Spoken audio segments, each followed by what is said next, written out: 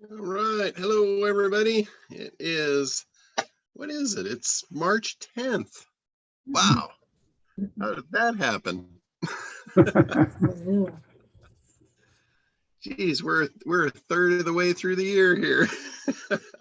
Unbelievable.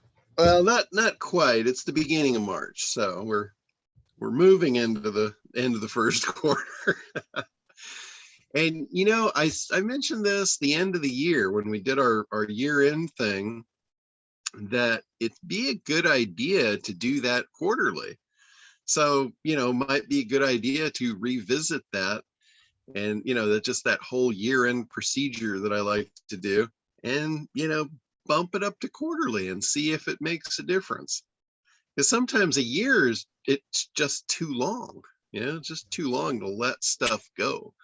Sometimes, like another thing aside from that I do that I talked about was cutting things loose, things that are not working, and refocusing on things that could potentially work better.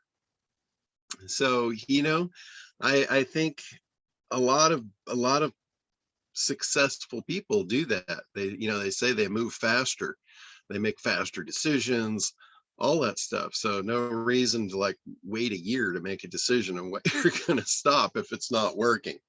You should, pretty much do that right away.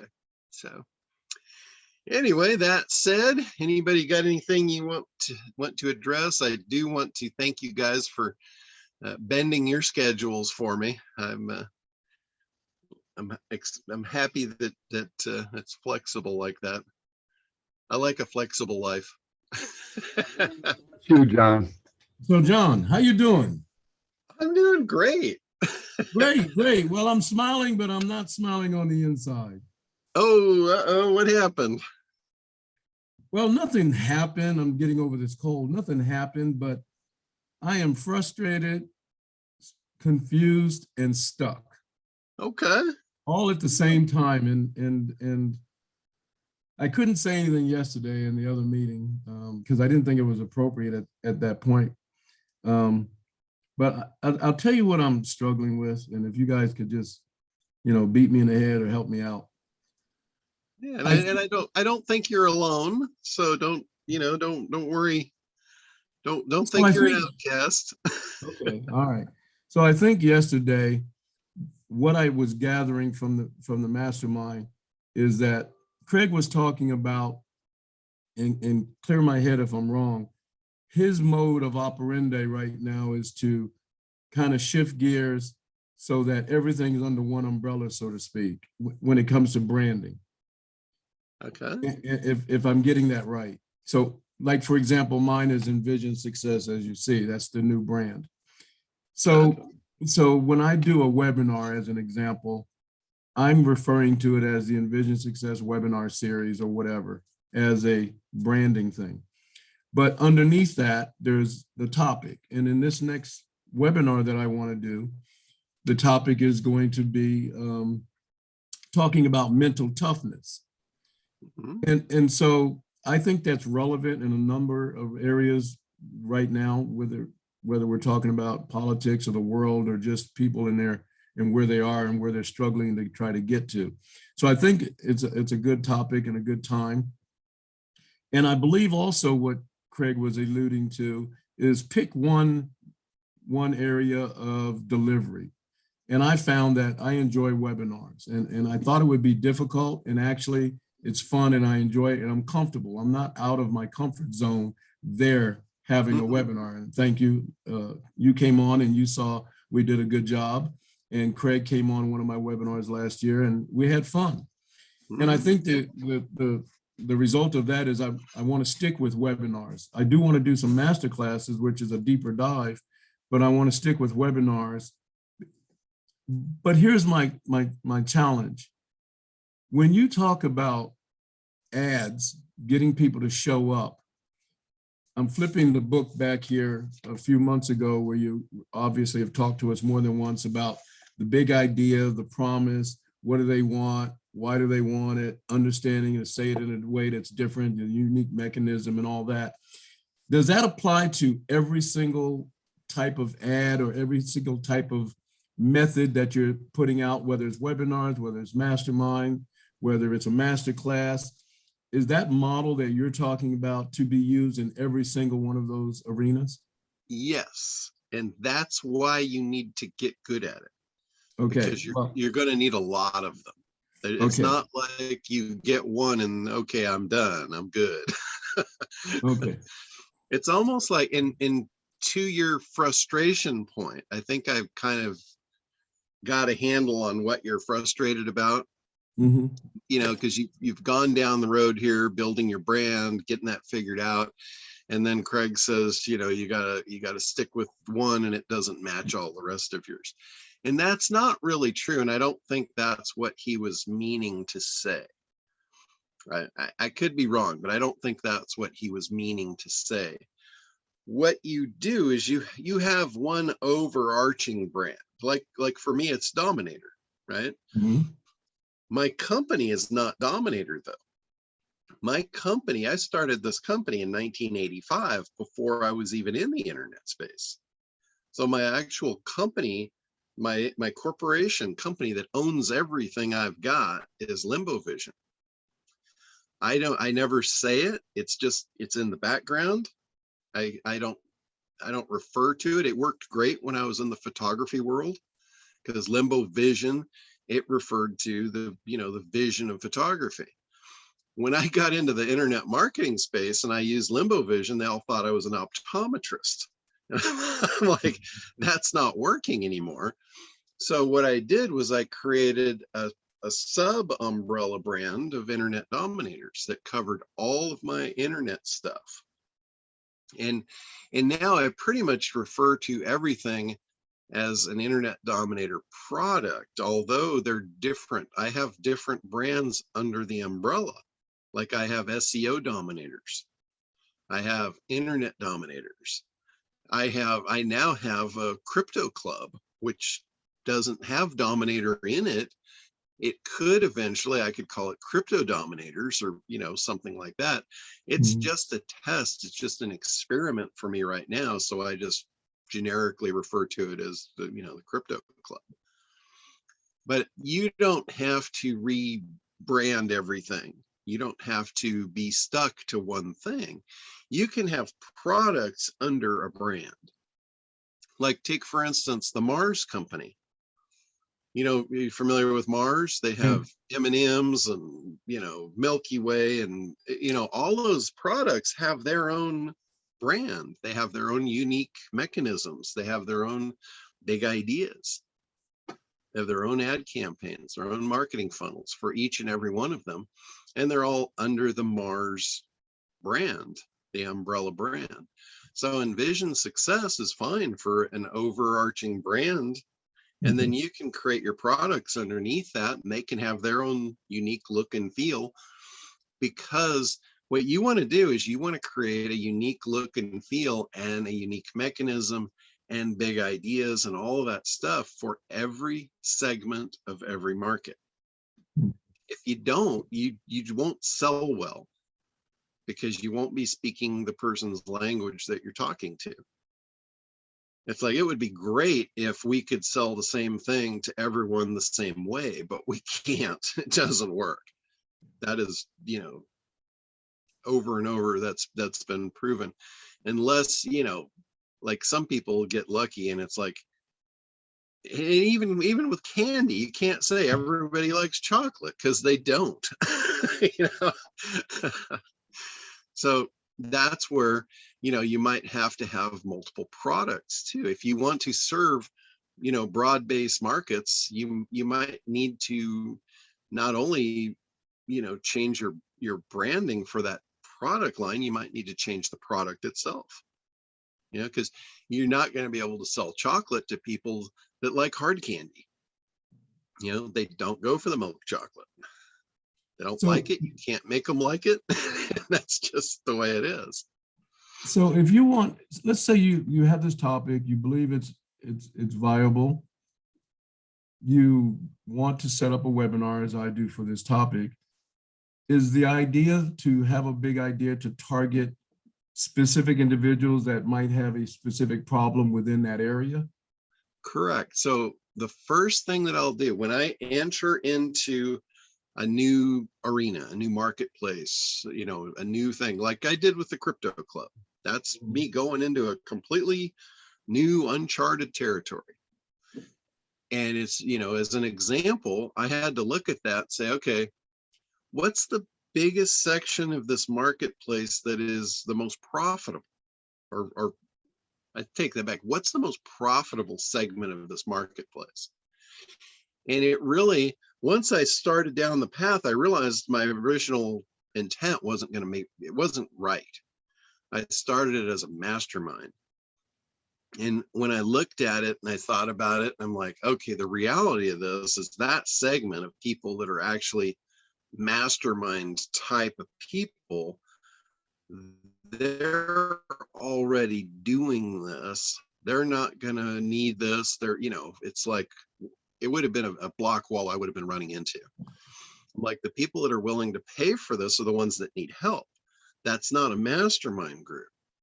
That's, a mastermind group is people with advanced knowledge getting together to share that advanced knowledge with each other to push each other up. That's the true meaning of a mastermind group. It's not a bunch of people that need help that, you get what I'm saying, right? A true mastermind is you're going there with people that are either at your level or above, and it's a room full of experts.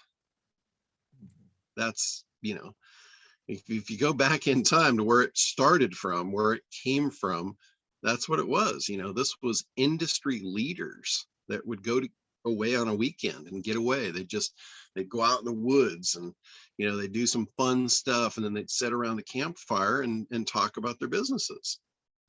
It's like that's where Henry Ford got the idea to produce automobiles in mass quantity.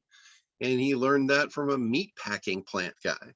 The guy said, hey, he goes, you should be building your cars like we process meat. And he's like, what are you talking about? And he invited Henry Ford to his meat packing plant, showed him how they process meat. And he's like, holy shit, we could create an assembly line to build cars, right? That's two industry leaders that were sharing what works for them. And it's like Reese's. You put the peanut butter and the chocolate together and you got something wonderful. But I realized, I realized after I got started down, there you go, peanut butter cups. We've all got them. But when I started down the path, I realized really quickly, I'm barking up the wrong tree here. I need to not do this once a month. The people that are going to be in here are going to need help weekly to get up to speed. They need to learn. And then once I get them up to that level, then maybe we can, turn it into a mastermind, which I love the mastermind idea because you can advance yourself so quickly through that. I did kind of a reverse mastermind with all my people in SEO when I first started into this. And it's probably the reason that I know so much about SEO was I leveraged an entire group of people to learn it. Like, I was getting data from 800 people at one point. I had 800 people in the group that I was taking down the road for SEO, and they were giving me all their problems. So in a very short time frame, I got to see every scenario under the sun that came to SEO. And I would tell them what to do. They would go do it. So I had an army of workforce to do the research for me. They would go test what I would tell them to test, then they would bring me the results the following week. And you talk about learning at an advanced, rapid rate. I was able to unravel, 20 years worth of SEO knowledge in 6 months. So let me ask you this final question, then give space to other people. So if I like webinars and I like delivering content, information, having guests on webinars. And it's a variety of different topics, but they all relate to helping someone get to the next level, achieve greater success, etc. However you want to define the word success. Is what you're saying is take the formula in ACT, and when you're creating an ad or trying to drum up support for people to get butts in seats, it's really a matter of doing it over and over and practicing it and seeing what works until you hit it right. Is that what you're saying? Yeah, exactly. And keep in mind the steps. These steps are for anything, any market, any avatar, any product. Your first step is, how do I grab their attention? Right. That's the big idea formula. Right. If you can't grab their attention, you're not going to move the needle. Right? Once you've grabbed their attention, you've hooked them in with the big idea. The next thing is, now your job turns immediately to, how do I create demand and desire for this? And that's strictly talking about their desired outcome. That is just showing them how they're going to get it. You know, unveiling the unique mechanism and actually showing them how it works. Because if they can see how it works, they believe that it works. Right? And if they believe that it works, they believe they can get what they want. That is how you create demand and desire. Just simply talking about how it works and how it's worked for, examples, how it's worked for others. Because remember, when you say something, it's just you saying it. When you show proof, the whole claim, proof, benefit thing. That's how you overcome objections. It's also how you create demand and desire as well. And the proof can be in story, the proof can be written, the proof can be a testimonial, video testimonial, anything like that, right? Yeah, it's anything except for you saying it. Got it. You saying it is the first step. That's the claim. But you immediately have to go into proof. Proof is third-party verification of any kind. It's talking about a testimonial, somebody else that did it. It's social proof. You could show your Facebook account and say, look, every time I post this, look at all the responses. That's social proof. It's not just, your opinion. Got it. But another third-party verification is anything that has been published is typically a very believable third-party source. Like when I talked about ACT, and my first claim was, most business owners are going to fail, right? Well, the guy that's starting a business, he says, bullshit, that's not me. I'm not going to fail. You're out of your mind, right? So now I've created a conflict. If I don't solve that conflict, I just look like an ass that's, degrading this guy. That's not my intent. My intent is to throw a fact on the table, and it's, when I throw it on the table, it's just my opinion, but I need to turn it into a fact. So I have to bring third-party verification in that this is not me saying it. I'm not the bad guy. I'm just the deliverer of the bad news for you.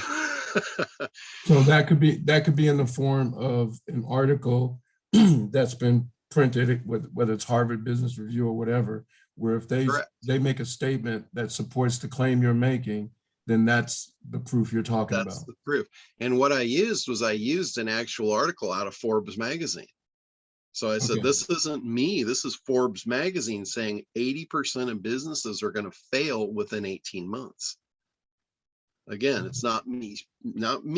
This is not my opinion. It's a fact that I found to help you understand that you need help. You don't want to be in that 80% bucket. And then, like Frank Kern, after he does the proof point, he'll twist the knife. He actually calls it twist the knife. So when you throw bad news out on the table, now the bear is down, you want to poke him. So I immediately go into, and if that wasn't bad enough, here's what Tony Robbins says about it. Tony Robbins is a very respected business leader. I said, he says that it's even worse. If you give people enough time, 96% of them will fail. So 80% are going to fail fast in the first 18 months, but the following 14% or 16%, if you give them 10 years, they're going to fail. And then I come Well, back to them and I said, do you really want to spend 10 years in the process of failing? That's ugly. So one of the people that I was going to reference now, that I thought about it and I thought, well, okay. So with this particular topic, mental toughness, one of the issues is decision making, and people who are mentally tough make their decisions a lot faster, a lot quicker. And Mel Robbins talks about that in the fact that if you don't make your decision within 3 seconds, then, and that's what her book 3-Second Rule, then your brain starts, like you're saying, starts talking you out of it. And then most people don't make a decision when they should have made a decision, and then it goes on and repeats itself. So I was going to use her also when we talk about the issue of mental toughness as it relates to making decisions. Yeah. There's a lot of people that use the book Think and Grow Rich as their proof to that point. They say successful people make decisions and they make them fast. And then they back it up. Their proof to that point is the research that was done in the book Think and Grow Rich. Yeah. Okay. So that's claim, and there's the proof. And then Got you it. attach it to the benefit of, if you're a fast decision maker, this is what this is going to do for you. And you connect that to their timeline of their desired outcome, which is to be a very successful, respected entrepreneur, that lives the freedom lifestyle. Right. And you reconnect that back to the beginning of fast decisions, or what is going to deliver that result. That's the unique mechanism. That's the thing that does the work. And then if you have a system to help them make fast decisions, all of a sudden now, what are you doing? You're creating demand and desire to have that system, because it's going to get them what they want. And it doesn't matter what you're selling, it's the same. It's all the same underlying principles. Figure out, first thing, look at their timeline. What do they want? Why do they want it? Now you're inside their head. Now you can have a conversation. A lot of sales trainers, they'll say there is a conversation already going on inside everyone's head. If you can figure out how to enter that conversation, and you will be very effective. If you don't, you're just shooting in the dark. You're just talking to hear yourself talk, or not real effective. So like when you're doing a webinar, you should spend a lot of time engineering that webinar so you're not just talking. You don't want to just take up people's time. There's some people with a train of thought that if they can keep someone there long enough, they'll make a sale. And that stuff just makes my skin crawl. That used to work. I say usually things that work in the real world always work online. There are some exceptions to that rule, and I believe that's one of them. Because in the real world, you used to have the salespeople that would show up at your door, come into your living room and show you how the vacuum worked, right? And they just wouldn't leave until you said yes. That worked for them in the real world. Online in a webinar, think about it. Are they going to stay? You're not in their living room. No. They can boot you out without any hesitation, without any bad feelings. It's not personal. They can turn you off, change the channel in a heartbeat. Yeah. So what you're suggesting there is, don't drag it out. Go through the process, explain it, get to the point, and cut it down and cut it short. So most of the webinars are 45 minutes. Is kind of like the framework. But if I can get the message across and done in 30 minutes, I would be happy to do that too. Yes, it's just like, a lot of people ask me, how long should my video be? And I tell them the same thing in every case. It needs to be as long as it needs to be. Don't try and say that, hey, everybody says it's 45 minutes, so you need to make it 45 minutes. You don't. You need to go as long as it needs to be. I can tell you, the more expensive the thing that you're selling, the longer it's going to need to be, because there's going to be more objections to handle. You're going to have to create more demand and desire to get someone to make a purchase of a higher level. If you're talking about a $7 thing and you're doing a 45-minute video, you're out of your mind. You know, you got to really want it to spend 45 minutes to get $7. So look at it that way. There's no right or wrong answer to how long your webinar should be. If you've got a lot of great content that somebody's going to be glued to the screen, you can hold them longer. If you've got more objections to overcome, you need to do that, or you're not going to be, your conversion's going to not be good. Mm-hmm. So it's, you know, it's all based on formulas, and they're all going to add up. It's kind of like SEO. There's no answer to how you rank generically. You've got to look at all the factors involved, and then that will kind of tell you your answer. Got it. Okay. Thank you. Yeah, but you know, with the one cool thing about the ACT program in general is it gives you all the tools that you need. Doesn't matter what you're selling or who you're selling it to, it's all the same. And it's the way ad agencies have done it. It's not like I just cooked this stuff up in my head. I actually built this model off of ad agencies. This is what they do. This is how they do it. I just unraveled it. They don't have a recipe book of all these formulas. They just have highly experienced people that this is what they do naturally. I looked at it as a model and broke the model apart so I could build these formulas for you guys. You know, like the claim proof benefit thing, you know, the ACT, the 3 pieces of the big idea. There's been other people that have done the same thing. I just did it all the way through from A to Z, beginning to end, and got all of them for you. So that's really the only difference between my system that I call ACT and anyone else's. You know, it's just broken down. So when you do an ad or a webinar registration form to grab attention and all that, are you saying to make sure that each one of those elements are even in that really short clip? I mean, because this is not a long sales page. This is, hey, here's a webinar. Do I have your attention? Blah, blah, blah. Do you need to put the claim proof and all that in that short registration form? In that ad? In your registration form really is a call to action. Okay. So that's behind the big idea. The big idea is grab their attention and direct them, like Frank Kern says, here's what I've got, here's what it's going to do for you, here's what I want you to do next. Okay. That's register. That's the call to action on the end of it.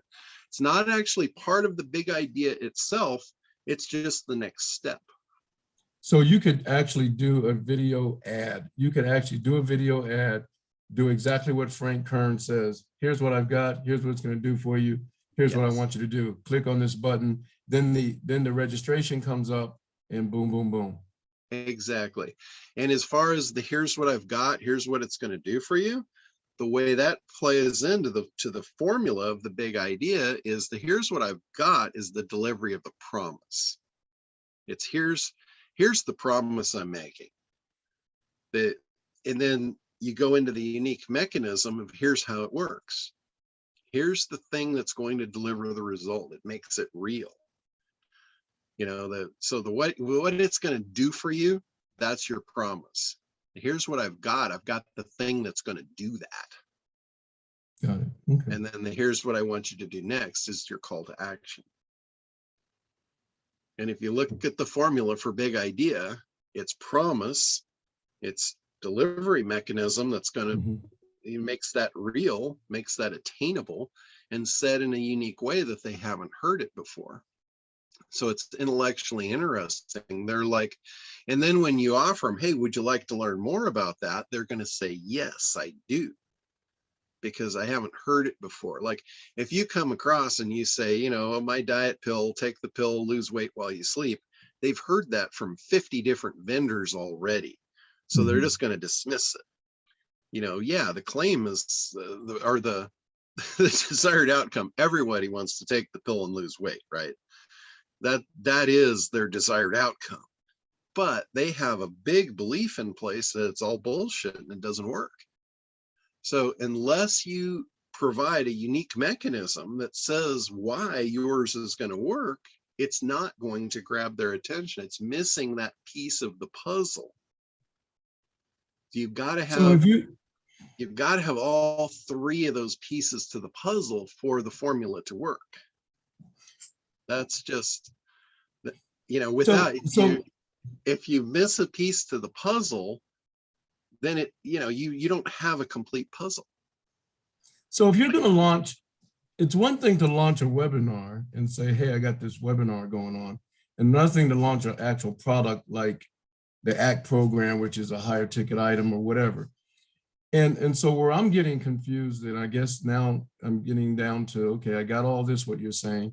Where I'm getting confused is, where do you start? For example, if it's just a webinar, I could do a video, put that video up there and do it on Facebook and talk about it and all that, and then say, hey, if you want to learn more, I'm doing a webinar, click here. Is that what you're saying you would do for something like that versus an all-out program, a high-dollar program where you might go and do a whole sales landing page and all that? What I would do is I wouldn't go into it. More than likely, I wouldn't go into it saying that it's a webinar, because this is a phrase that comes from Perry Belcher, and I absolutely love it. It's like he talks about, you're building a mousetrap, right? Your goal is to catch the mouse. So, that means get a sale, right? But he said, for you to catch the mouse, they're coming in for the cheese, right? That's what attracts them to the mousetrap, is the cheese. But he said, unless you take the whiskers off the cheese, they're not going to go for it. It's like, when the mouse comes in, he sees the cheese and he's like, oh yeah. And then he notices there's whiskers coming out the side of the cheese. That means there's a cat behind it. They're like, okay, I'm not risking my life for that piece of cheese. They know better. So that's what you get when people don't want to buy stuff because they've already had a bad experience, or they just intuitively know. They're like, oh God, I don't want to sit through another 45 minutes of, listening to this, because they're not willing to do it yet because you haven't created the demand and desire for that. So here's like a sequence. If you want people to sit through a 45-minute webinar, here's one of the best ways that you can do it. You have your big idea on the front. You say, I'm going to show you a blueprint, or, just for lack of a better word, let's just call it a blueprint. I'm going to show you a blueprint. It is actually. Okay. It actually is. So you put that in a PDF, and that's what you're offering. Download my free blueprint, and it's going to show you exactly how to get what you want. And it's free. Right? So they download it and they look at it, and they can see the system. They can see it. And now you do what Frank Kern says. He calls this stacking the cool. It's really cool that you just gave them this thing for free, right? But now you want to stack the cool, and you want to be even cooler, and you want to give them something else for free. And you say, now that you've got this in your hands, this can be a very powerful instrument in your business to get you what you want. Can be. Right now, it's just a blueprint that there's so many things you don't know. You are not going to be able to do it, right? So you gave them something that is useful, but incomplete. They need a little bit more. But the more you give them, and the more they get down the timeline and they feel like they can actually do this, their demand goes through the roof. Their willingness to pay more goes through the roof. So the more you give them, the more they're going to want. And then at this point, you say, By the way, I did a 45-minute recording walking through this blueprint, explaining each one of these things so you can know exactly how to get what you want. Now they're gonna want to sit through the video, right? Because it's connected. It's connected to their journey to get what they want. And now you've got them wanting to watch this video instead of putting up their arms going, oh, hell no, I'm not sitting through another 45-minute crap sales letter. Right? You see the difference? Yep. Would you do that with a landing page, or would you do that with an email blast, or a number of different ways? I would do that with the thank you page on the download. Oh, okay. So they go to the thank you page, they download the thing, and then you say, by the way, here's what you've got now. You've got this powerful instrument, but there's a lot you need to know about it. So I did a recording, and I'm going to give that to you for free. So you can do it right on the thank you page. I would also give them a follow-up email stating the same thing in case they were in a hurry and they just breezed through the thank you page and downloaded the thing. You want to follow up with them because you want to get them on that webinar. You want to get them to that video. You know, and when I say webinar, it's just a video. It could be live, it could be recorded. It really doesn't matter. Right. Okay. So it's a presentation is what it is. That's it. Yeah. You are presenting your product, how it works, what the benefits are, eliminating the objections, and making an offer.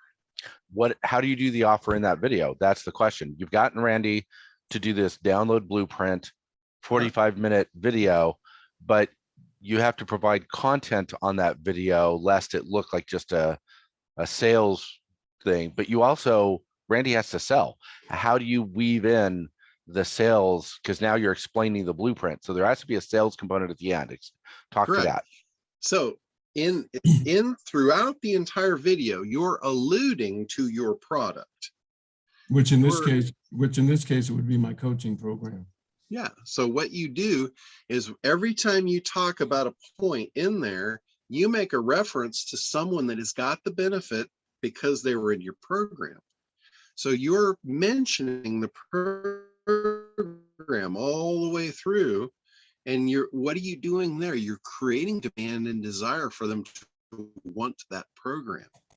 You're connecting dots from where they want to go to you're attaching it to that program as the delivery mechanism. You're showing them, you know, how it works. You're showing them why it works. You're showing them the steps, but then they need more to actually be able to get to the final thing. You know, like maybe you give them all the framework. You know, they can build the house, they can live in it, but it's undecorated. You know, nobody wants to live in an ugly house. So then that's what's going to be, you know, the final things, those final touches are in your program. So you give them useful information, but incomplete. Frank says you can give them 90% for free. They will pay, they'll pay more for the last 10% than if you gave them 10% and then they paid for 90%. He says in his experience, they will pay more for the last 10% than for the last 90%. Well, that's what the treasure chest is. Yeah, the treasure chest is in the last steps. It's like in a weight loss program. The first weight comes off easy, right? It's how do you get the last stubborn 5 pounds off? That's where the magic lies. That's where they will pay the most, because at this point, they've already got 90% of the result.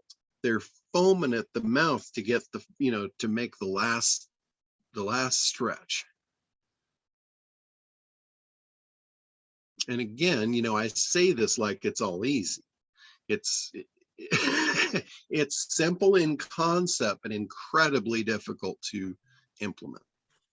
And it's just skill. It's like, you know, nobody comes out of the womb with a skill set. We have to build those skill sets. And for a business owner, this is the most important skill set you're ever going to build.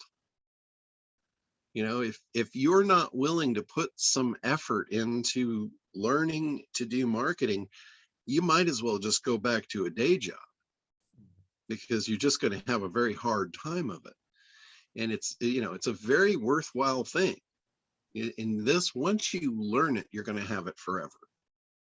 You're not going to be able to unlearn this stuff. Like, I look at shit all day long, and I just see big ideas raining out of the sky everywhere I look. And I wasn't like Those on that. us, you know, John, you know, because we've talked about this a couple of times, and it just seems so simple and easy. And I feel like, you know, all of us are like, we don't quite see it. I get that. And I was there, so I totally understand where you're coming from. When I was first learning this stuff, it wasn't easy for me. But I've mastered it. It's just, and like I said, it's just a skill set. If you do it once, you don't have mastery. You've got to do it over and over and over. And the beauty of this is you need to do this over and over and over in your business. You've already seen how many big ideas we've come up with as we've worked together a little bit. It's like every time you turn around, there's a big idea.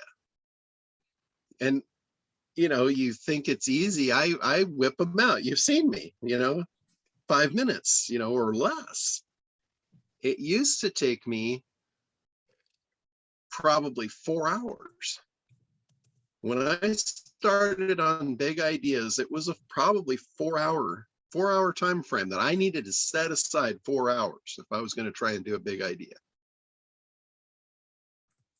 And now I can do it in minutes. That's nothing but skill set. That is honed skills. That's all it is. It's anybody can do that. It's not like, you know, I'm any different than any of you. I had the same struggle the first time I did a big idea. But if you always have to rely on pieces of the puzzle, it's like if you look at your big idea, the first thing I'll ask, like when somebody submits a big idea to me, a lot of times it's not obvious where the pieces are. So I ask, and usually what comes up is they didn't follow the formula. First thing I'll ask is, what's the promise? What are you promising? If they tell me the promise and I don't like see eye to eye with it, I say, is that what they really want on their timeline? Is that their desired outcome? And if it's not, I'm just exposing the flaws. And that's just helping them understand where they went wrong. It's a rock solid formula. You have to look at their desired outcome on the timeline. What is it that they really want? And then you guys have heard me ask this, and it's a painful question. But I ask, why do they want it? It's a painful question because a lot of times it's hard for you to answer why they want it, because you haven't done the analysis. You haven't got into their head. A lot of times we are our own avatar. We've done the thing to get what we wanted, but we're where we are today and we can't go back. It's hard for us to go back and figure out what was it we wanted and why we wanted it when we wanted it. After you've got it, you're a different person. So you have to be willing, and NLP timelining is one of the most powerful tools to do that. You can actually travel back in time in your own mind and re-experience what you felt. That's the best way, if you are your own avatar, to do that, to walk yourself back in time and go back and put yourself back in your own shoes when you walked in those shoes, and then ask yourself those questions. And a lot of times you'll get your answer right out of your own head. If you're not your own avatar and you're doing this for someone else that you don't have that personal knowledge of, you need to do the research. You need to ask the questions. You need to get inside their head and figure that stuff out. You know, it's not just what they want. A lot of times why they want it is more important than what they want. You know, like somebody wants a multi-million-dollar business. Why do they want that? A lot of times it will come down, and again, you guys probably are going to throw up if you hear me say this again. If it's a man, it's almost always significance of some kind. If it's a woman, it's security of some kind. That's not 100% every time, but it's an awful lot. And for a man, the significance can show up in many, many ways. You know, he might want to just be the most powerful guy on his block. So he wants to show off. He wants the cool car in his driveway. He wants the biggest house on the block. He wants the biggest boat on the dock, you know, whatever it is. It's a significance thing. He might also have significance of a different kind. Like he might have in-house significance. He might want to be the superhero to his children. You know, he might want their respect. He might want his wife's respect. But it doesn't matter what it is. It's a significance-based need. But that's what you have to figure out is what does he want and why does he want it?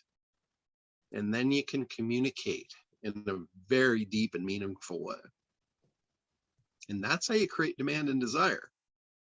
If you are in his head, you enter that conversation and you just speak right along to it, he's going to lean into you, you know, or she's going to lean into you. They're going to trust you. And if they don't trust you, they're not going to buy something from you. So there's a lot of layers to the onion, but every time it always leans back on that formula. So big idea. There's a promise. Where do you get the promise? Get it off their timeline. You can make it meaningful by understanding why they want it. You know, that's always kind of the first step in that piece. But there's a lot of steps prior to getting to that piece. You know, like looking at the market, picking the most profitable segment of the market. That's, you know, some people get ahead of themselves. They jump into the process up in the creation mode and they haven't done the analysis. And if you're creating anything and you're not basing it upon that analysis, there's a really good chance you're spinning your wheels. A lot of times, you know, I'll watch somebody's presentation and they're all over the place. They're just talking. I mean, my dad said he had a phrase for that. He said they're just moving their lips to hear their head rattle. And it's not effective. It's like it gets people to not want to be by you. You know, that's just the best thing I can put out there to tell you. You need to speak meaningful words. You need to engineer your presentation. Everything you say should be engineered. You know, don't stay off the tangents. Stick to the road of getting that person what they want.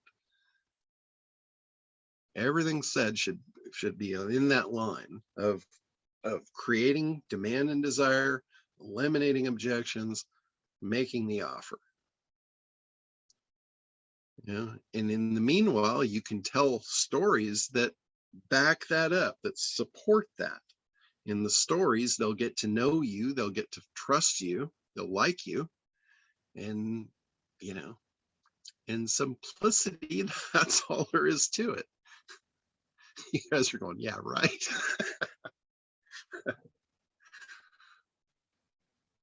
So, Randy, do you feel better about this now or worse? No, I feel a lot better. Okay, good. but and the reality is on my do list, I really have the ACT training and sales training because these are two areas that are new to me as a entrepreneur or whatever. I keep calling myself new. I was just telling Roger, most of my coaching clients have come because I'm in the speaking game. And that's my gift. I didn't know that until a few years, you know, it's been years now. But the point is that is my bread and butter. And I stopped speaking with COVID. And I have asthma, and it's a long story, but it was pretty bad many years ago. And I had a couple of near-death experiences with it. So my wife is like, shut it down. So for 2 years, I was right here at the computer, which is where I met you and the mastermind and all that. And the reality is, I got to get back into the game of public speaking, because that's where my power is. And that leads me to coaching. Most of my coaching clients have come to me by word of mouth, or they've heard me speak from stage or at breakout sessions, conference breakout sessions, etc. So that's really the blue, what you're talking about is right down the line of what I've got to study. And that's going to be my main homework, is the ACT training. And then just understanding the sales process and how to take people from where they are to where they want to be. Yeah, that I see that as probably the biggest problem of highly skilled people. I see a lot of people that get into business because they know how to do something really well, or they make great products. They just don't know how to sell them. Right. And you can have the best widget on the planet. You could have like the cure for cancer. You can have the greatest thing in the world. If you don't know how to convey that message, it's going to remain in the bottle. You have to release the genie. And that's all these formulas, that I'm talking about.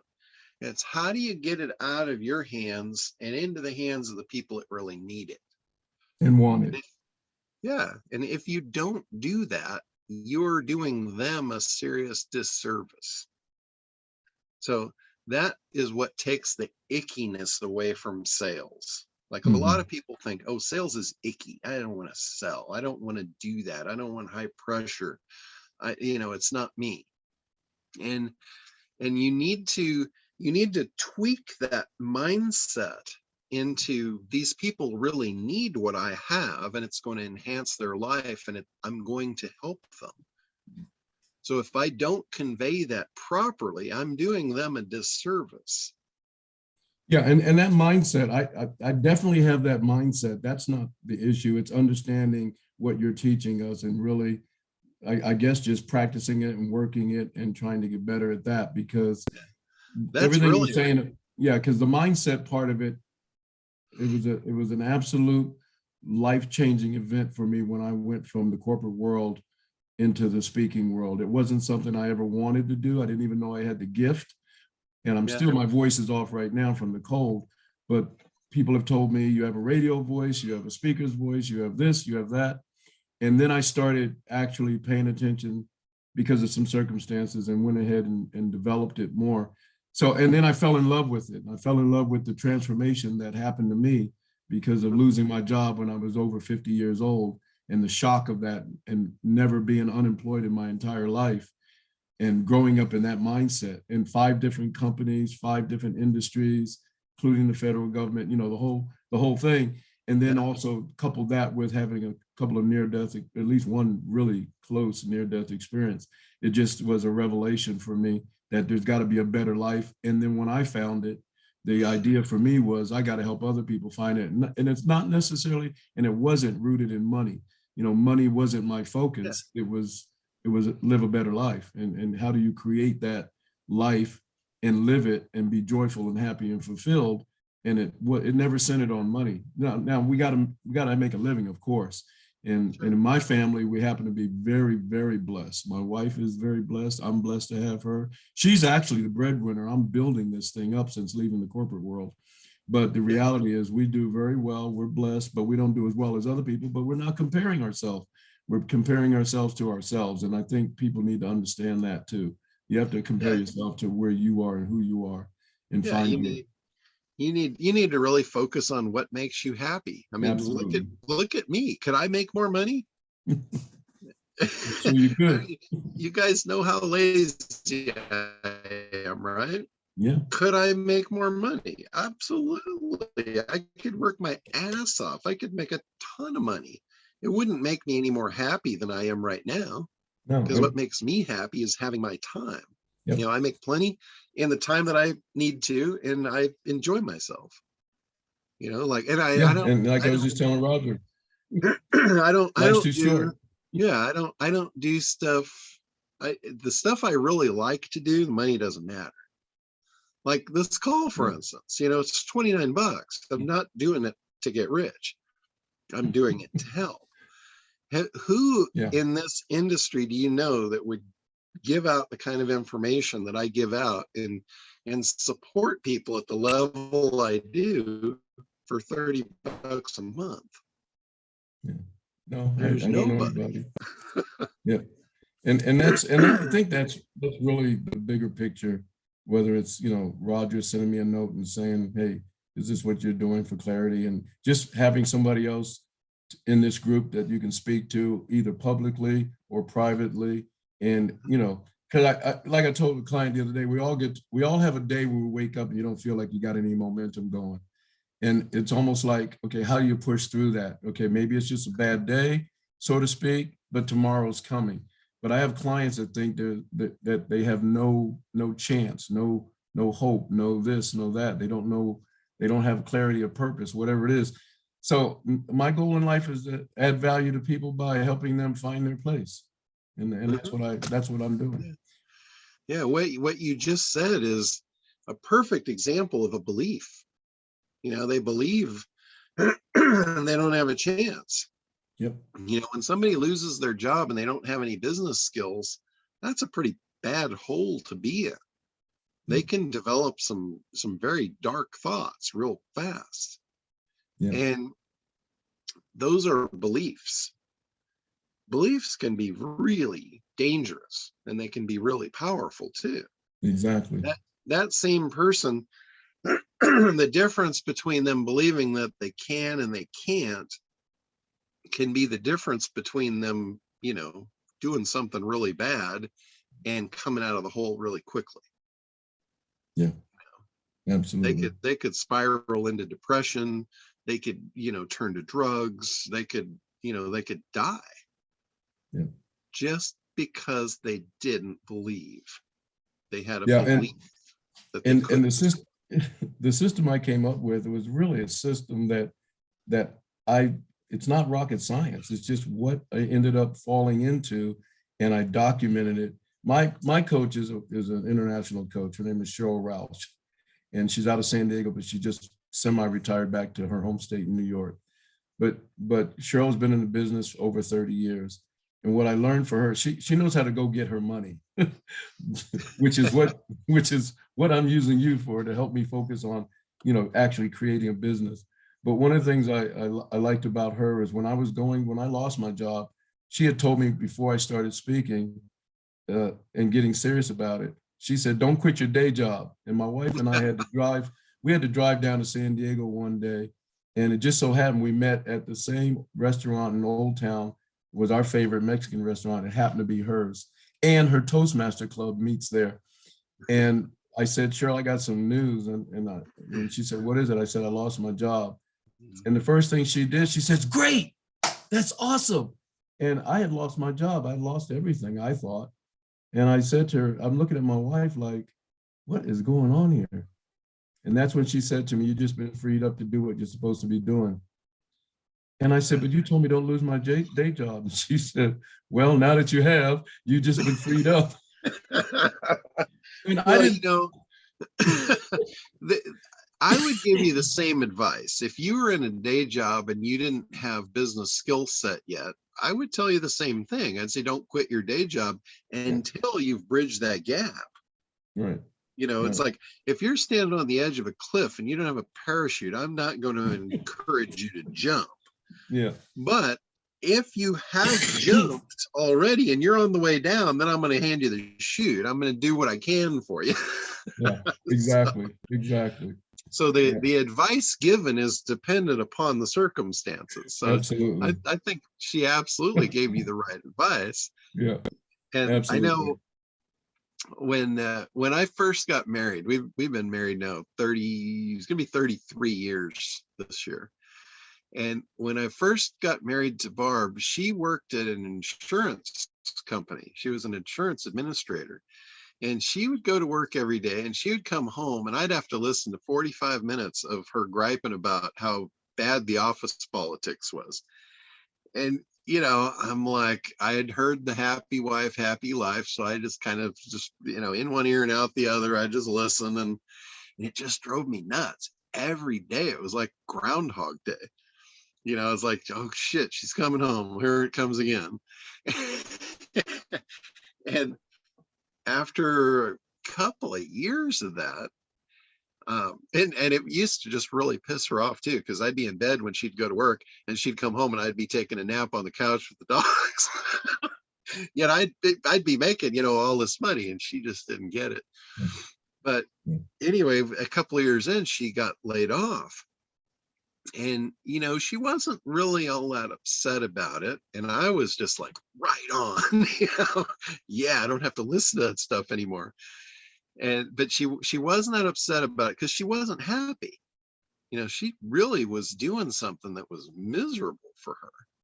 The office politics, she's not made for that. She's a nice person, and she just, that's not her.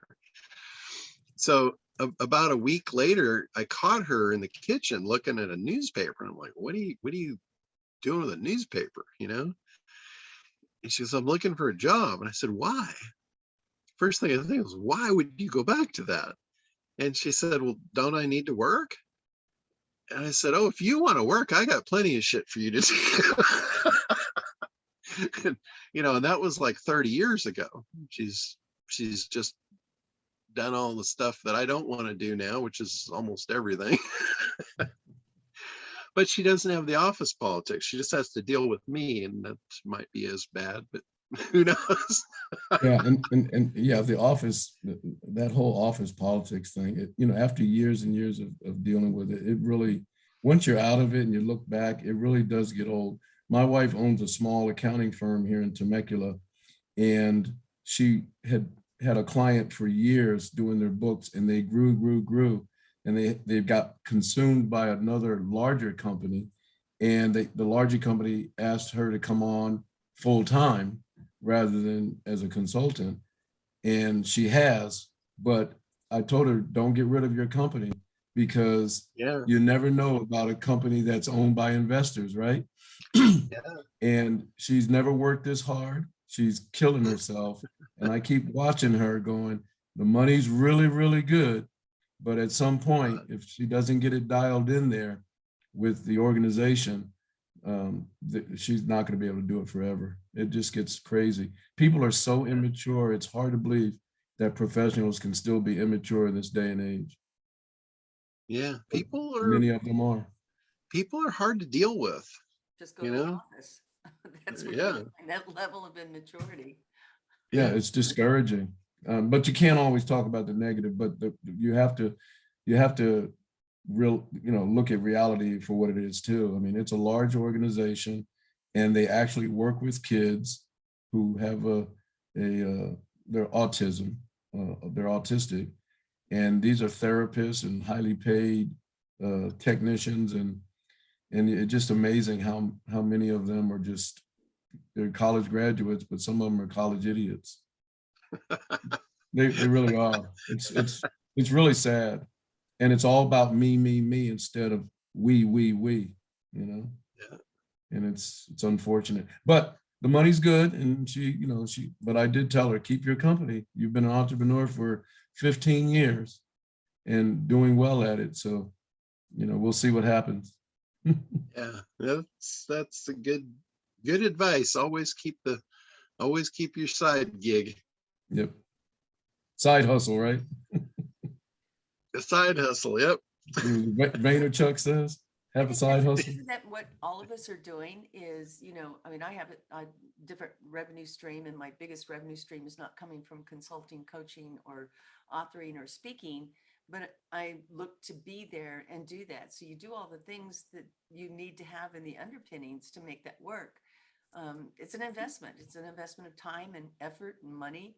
Yep. And it's easier when you're working with somebody like John, who helps you with the big ideas and helps you sort those things out, because boy, can't we go down a rat hole with wrong information and just doing the wrong things and missing the mark on our messaging. I mean, I feel blessed to be in this circle of friends and people all with you, because we're all trying to do something different and all trying to do something a little bit better. But I think the overall tone in this group and in the ones that I've been in the last year is to be of service and to figure out how to Be do of that. service. Because Yep. if we don't offer that service, if we don't give that service to others, we're keeping it to ourselves, and that's a little bit selfish. Well, and Yeah. I think you're absolutely right. You know, I spend a lot of time talking about adding value to others, and I've been doing that for a long time. And that depends on your gifts and talents and the service you're providing and so forth. But the ultimate is to add value to other people. And from my perspective, because we only get one life, and it doesn't matter what you like to do, love to do. Everyone's doing something different. But if we just would come together and like we do here and help each other as much as possible, it's all going to come back to us one way or another. The good is going to come back as long as you're doing good. And I really believe that. There's some other things that, excuse me, that I've gotten in benefit here as well. In when some things happen, you know, because shit happens really. And, you know, I gained a whole different perspective when I had done a speaking engagement and people were showing up or they wanted the free. I had the sense that I wanted to give, but when there are others that just want to take. And I needed a mental adjustment with that. And I got that here. That was really helpful because you can't be afraid of giving. There are going to be plenty of people that want to take. Yep. And you won't get anything back for it. And you just have to simply bless it and let it go. Yeah, very true.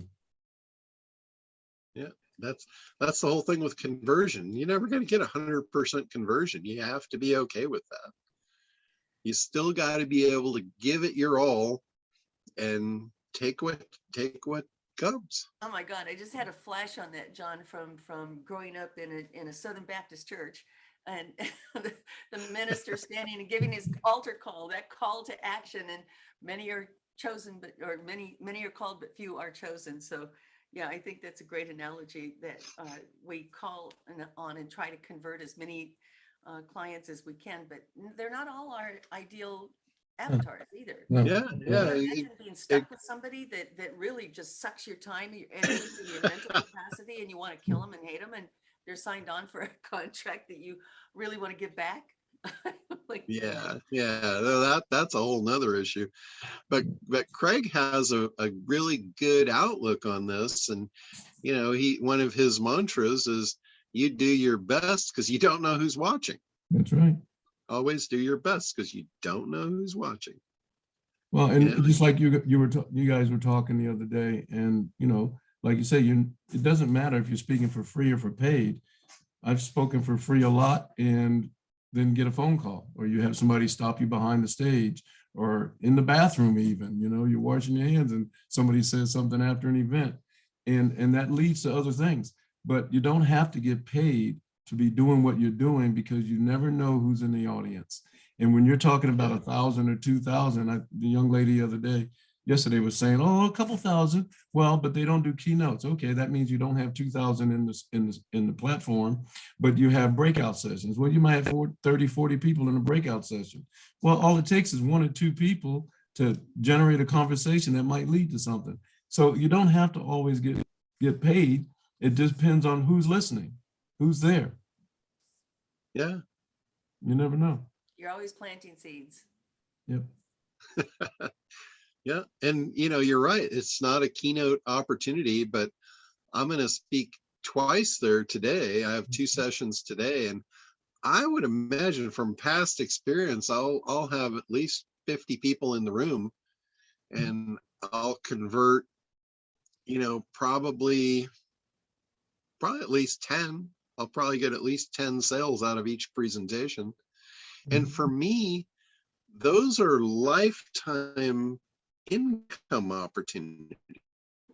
It's not just a one-time sale. Mm-hmm. If I can acquire 10 clients, you know, from half-hour speech, you know, that's really good. Yeah. Are you speaking at the summits, John? Is that what you're doing? It's actually a pool and spa association, and they're literally right behind me. There's a convention center right out my back door here at the Long Beach Convention Center, and it's the Western Pool and Spa Association. It's the stage I was actually on when they shut everything down for the pandemic. I was on stage and I see all these security guards coming in the back room, and I'm like, oh shit, this is usually not a good thing when a security guard's coming in. I'm like, uh-oh. What did I do wrong? And Michelle actually came up and she's like, you got to wrap it up. They're going to evacuate the center. And I'm like, holy shit. And on my way home, I saw a friend of mine that's the general manager of Knott's Berry Farm. He was in Home Depot, which I happened to stop in to pick something up on my way home. And, I wasn't really thinking much of this when they shut down the Long Beach Convention Center. But when I saw him there, during the day on a weekday, I'm like, what are you doing here? And he's like, we closed the park. And I'm like, oh shit, this is big. He said, yeah, they closed Disney. He said, everything's shutting down. That's when I really knew, okay, we're in for some nasty road ahead. But that was 2 years ago. That was 2 years ago, almost to the date. And so it's come full circle. I'm back on the stage I got thrown off of. Well, you didn't get thrown off. You were escorted. Yeah, escorted out. But it did actually create a higher conversion, because I told everybody, well, looks like I'm not coming back tomorrow. So if anybody wants me, you better get me now. a little unthought of scarcity that I was able to throw in on top of it all. Yeah. So that was kind of cool.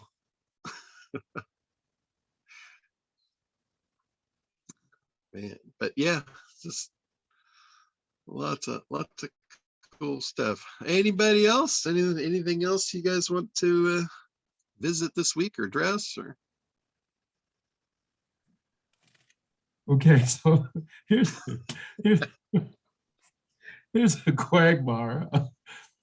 Okay, so always check your schedule to the nth power. I have a speaking engagement in May. My anniversary is May 19th. oh, The speaking engagement is that Saturday. that is a quagmire. So, I mean, the anniversary is during the week. However, I made this commitment, I want to say a year ago. So COVID was going on, but they said, hey, if we're out of it, it'll be live. Okay, so it's live. It's not paid. It's in Pasadena. And it's for one of those associations like you're talking about. This happens to be accounting professionals. And I happened to look at the calendar the other day, only to find out that, oh, sugar, we're supposed to be going to Mammoth that weekend. And so my wife says, no, just stay home. And I'm thinking, that's not good. So she said, stay home and do it. But my gut tells me that's probably not really what I should be doing. Now, I have time because it's May. So my quagmire. Wait a minute, I have a question. Did she say fine? No, she didn't say fine. Okay. Fine means a lot of different things to women. So I mean, I drafted an email, didn't send it right away, haven't sent it yet, saying that, oopsie, I have a problem. I didn't realize we were going on this particular trip to Mammoth. We had gone to Mammoth and now we're going back. However, should I send that email and ask, is there another date going forward? Because here's the problem. They asked me, could I speak sooner a while back, but I couldn't because I was going to be out of town. And now I'm out of town again, supposedly. And so I'm like, oh God, what would you do? Here's what I would do. I wouldn't give them the oops thing. I would not do that. Okay. I would send them an email and say, my schedule is flexible prior to the event. If you've got an opening, you would prefer me to speak earlier. speak sooner because they've Mhm. already conveyed that to you. And if they do, great. You never have to expose the vulnerability. You just take it and all life is great. Got it. If they don't, and it is what it is, your wife has already expressed that it's okay. You know, if you believe her, like Linda said, she might have said, you know, oh, fine, just you got to read between the lines. You know her better than we Right, do. right. Like with me, for instance, Barb would be okay with that because she knows she gets to do whatever she wants whenever she wants to do it. Oh, so Anyway. does my wife. So does my wife. So in that case, it probably is just perfectly okay. I'm not going to say fine because Linda Right. defined that as a bad thing. So it probably is Well, perfectly okay. And most of it's because of what you're saying. You never know who's going to be in the audience. They're going to publicize it and all that. And I'm just now getting back into speaking in public again. In fact, this would be my first public appearance. This comes right down to knowing your avatar. Mhm. You know your avatar. Is she going to be okay with it? And she Yeah. probably will be, especially if you make it up to her. Like the thing is on Oh, yeah. Saturday. Were you supposed to leave on Saturday? You know, I got to find out. I think we're technically supposed to leave on Friday, so it may still work out. Okay. You Like know, I'm you usually could- worn out. I'm usually worn out. I'm usually no good the day after a keynote. That's the only issue. Yeah. It takes me a day to recover because Well, I'm so high energy, you know. you could probably push your dates out on your mammoth trip. And you know, as an entrepreneur, what I've found is I don't like doing stuff on the weekends because everyone else does shit on the weekends. Mhm. I have the flexibility to do it during the week when nobody's there. Well, and she actually did. She actually told me, so we can celebrate at a different time. I just feel like, you know. Yeah, I think if it was like a big one, you know, if it was like a 50th or a 25th or a No, first, no. you know, if it's just, It's a tweener. It's one of those tweeners, yeah, 18. yeah, You know. just make it up to her. Just make it a positive. Say, hey, you know, wouldn't you rather go during the week when, you know, if you're going to ski or whatever, everything's going to be open. You don't have to wait in line and it's going to be a better experience, you know, sell it. You're going to sell Well, it. and she travels a lot without me because she does triathlon events. So, and I don't go to every one of those. I go to a few a year. So I can even say, hey, I'll meet you up there. And we follow each other home. So thank you for telling me not to send that email. Thank you, Roger, if you're naughty. Definitely. Ollie's like, You're telling the universe you want something and then you say, oh, but I was only kidding. Yeah. Keep your intent forward. Yeah. got it. Gotta go, guys. So great to see you. And I loved the psychotherapy session today. That really fed me. It always turns into that, right? That's so good. Thank you. Talk to you guys next week. All right. Anything else before we wrap up? Oh, Roger, I have proof of life. Proof of life. Holding it hostage. Are you kidding? That's the way I can get out on the water. Oh, I was thinking about it. Oh yeah, he left that on purpose. No, I didn't. I didn't see it till I got back on and I went to move the chair. It was underneath the chair out on the back deck. I fell down under there. That's why. All right. Well, I guess we will wrap up unless there's anything else, any last minute stuff. All right, guys, have a great week. We'll be back regular time next week. Thank you for being flexible on this one and moving the time up. So we will talk to you soon. Bye.